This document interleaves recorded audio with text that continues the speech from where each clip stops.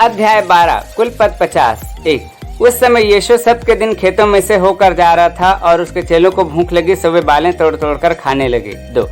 फरीसियों ने यह देखकर उससे कहा कि देख, तेरे चेले वो काम कर रहे हैं जो सबके दिन करना उचित नहीं। 3।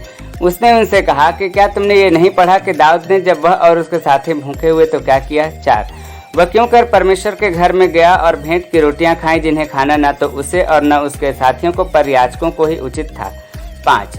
यह तुमने व्यवस्था में यह नहीं पढ़ा कि याजक सबके दिन मंदिर में सबकी विधि को भी तोड़ने पर निर्दोष ठहरते हैं। 6। पर मैं तुमसे कहता हूँ, यहाँ वो है जो मंदिर से भी बड़ा है। 7। यदि तुम इसका अर्थ जानते कि मैं दया से प्रसन्न होता हूँ, बलिदान से नहीं, तो तुम एक निर्दोष को दोषी न ठहराते। 8। मनुष्य का पुत्र तो सबके दिन का भी प्रभु है। 9। वहां से चलकर वह उनकी सभा के घर में आया। 10। और देखो, एक मनुष्य था जिसका हाथ सूखा हुआ था, और उन्होंने दोष लगाने के लिए उससे पूछा कि क्या सबके दिन चंगा करना उचित है। 11। उसने उनसे कहा कि तुम में ऐसा कौन मनुष्य है जिसकी एक ही भेड़ हो और वो सबके दिन यदि गड्ढे में गिर जाए तो उसे वह पकड़कर ना निकाले। 12। भला मनुष्य का मूल्य भेड़ से कितना बढ़कर है, इसलिए सबके दिन भला करना उचित है। तब उसने उस मनुष्य से कहा, अपना हाथ बढ़ा। 13। और उसने बढ़ाया और वह फिर दूसरे हाथ की नाई अच्छा हो गया। 14।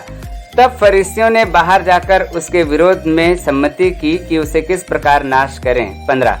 ये जानकर यीशु वहां से चला गया और बहुत से लोग उसके पीछे हो लिए और उसने उन्हें चंगा किया। 16। और उन्हें चिताया कि मुझे प्रकट न करना। 17। कि जो वचन यशायाह भविष्यद्वक्ता के द्वारा कहा गया था वह पूरा हो। 18।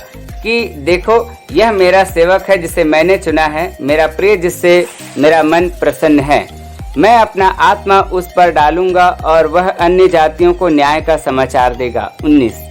वह न झगड़ा करेगा और न धूम मचाएगा और न बाजारों में कोई उसका शब्द सुनेगा। 20। वह कुचले हुए सरकंडे को ना तोड़ेगा और न धुआं देती हुई भट्टी को बुझाएगा, जब तक न्याय को प्रबल न कराए।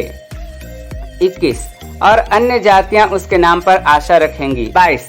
तब लोग एक अंधे गूंगे को जिसमें दुष्टात्मा थी उसके पास लाए और उसने उसे अच्छा किया और वह गूंगा बोलने और दिखने लगा। 23। इस पर सब लोग चकित होकर कहने लगे, यह क्या दाऊद की संतान का है। 24। परंतु फरीसियों ने यह सुनकर कहा, यह तो दुष्टात्माओं के सरदार शैतान की सहायता के बिना दुष्टात्माओं को नहीं निकालता। 25। उसने उनकी मन की बातें जानकर उनसे कहा कि जिस किसी राज्य में फूट होती है वह उजड़ जाता है, और कोई नगर या घराना जिसमें फूट होती है वह बना न रहेगा। 26। और यदि शैतान ही शैतान को निकाले तो वह आप अपना विरोधी हो गया है, फिर उसका राज्य क्यों कर बना रहेगा। 27। भला यदि मैं शैतान की सहायता से दुष्टात्माओं को निकालता हूँ तो तुम्हारे संतान किसकी सहायता से निकालते हैं, इसलिए वे ही तुम्हारा न्याय चुकाएंगे। 28। पर यदि मैं परमेश्वर की आत्मा की सहायता से दुष्टात्माओं को निकालता हूँ तो परमेश्वर का राज्य तुम्हारे पास आ पहुँचा है। 29। या क्यों कर कोई मनुष्य किसी बलवंत के घर में घुसकर उसका माल लूट सकता है, जब तक कि पहले वह उस बलवंत को न बांध ले, और तब उसका घर लूट लेगा। 30। जो कोई मेरे साथ नहीं वह मेरे विरोध में है, और जो कोई मेरे साथ नहीं बटोरता वह बिथराता है। 31। इसलिए मैं तुमसे कहता हूँ कि मनुष्य का सब प्रकार का पाप और निंदा क्षमा की जाएगी, पर आत्मा की निंदा क्षमा न की जाएगी। 32।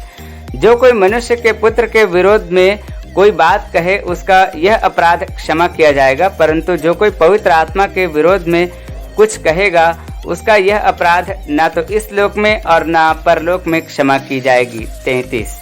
यदि पेड़ को अच्छा कहो तो उसके फल को भी अच्छा कहो, और यदि पेड़ को निकम्मा कहो तो उसके फल को भी निकम्मा कहो, क्योंकि पेड़ फल ही से पहचाना जाता है। 34।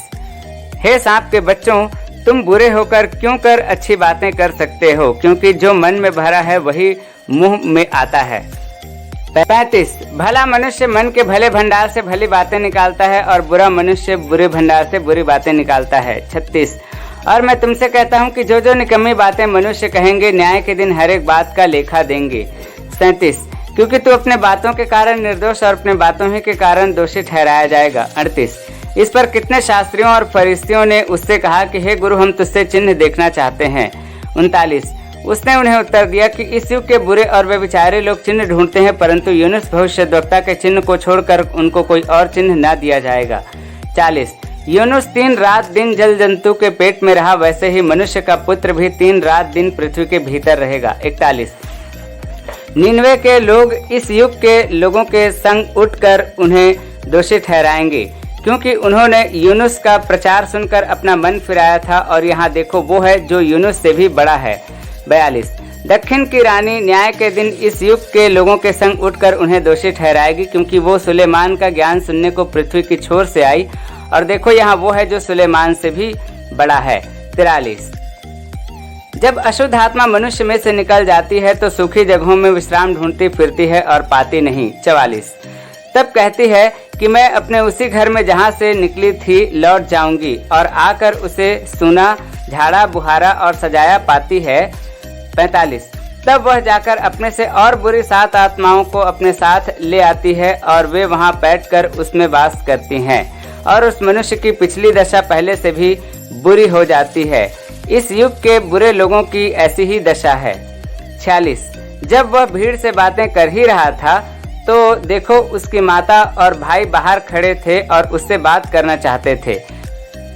47 तब किसी ने उससे कहा कि देख तेरी माता और भाई बाहर खड़े हैं और तुझसे बात करना चाहते हैं।